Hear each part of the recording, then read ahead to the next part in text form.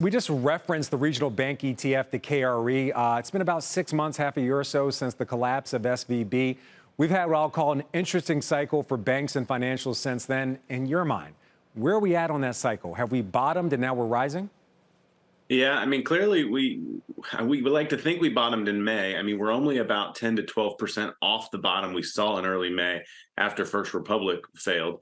It's a little hard to believe given how much more confidence and certainty we have in the environment today. If you have a longer term view, a 2-year view, I think the environment, the group looks extremely cheap. But the problem is right now, we're just now seeing some of these credit losses materialize. So I think investors are very wary today to step into the group. So we'll probably still be a bit choppy here for the near term. Individual names in just a second, but you're the second guest we've had that says that the banks are cheap right now.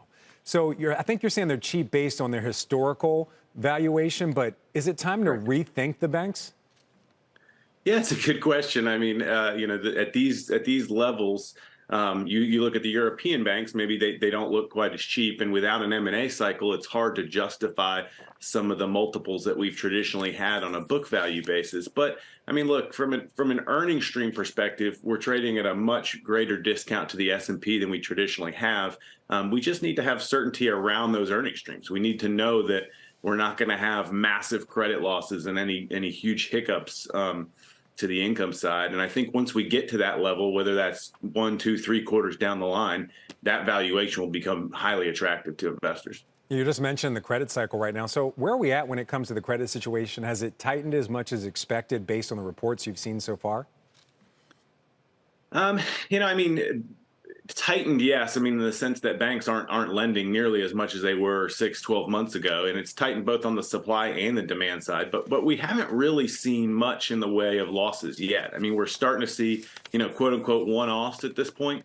Any credit cycle starts with a number of one-offs. So I think it's going to take, again, a quarter or two before we get confidence around have we seen the cycle and what the real depths of that is. But we're very early innings at this point in time. All right, we mentioned a number of names reporting today. We're talking Fifth Third, Truist, KeyCorp, and Texas Capital.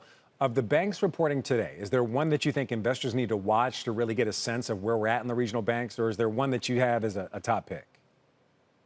Yeah, I mean, Texas Capital is one you had on your screen earlier that I think is highly interesting. It's a bank that's really cheap on tangible book value. It's kind of a multi-year recovery story. I think that's highly interesting. I think a lot of investors will look at Truist, given some of the hiccups they've had over the last couple of years. So I think if you can see stability in a name like Truist that's paying, over a 7% dividend, that becomes a really interesting name to certain longer term investors. So again, it's these names that have been stressed that if you start to see stability there, it gives you a little bit more confidence in the whole group moving forward.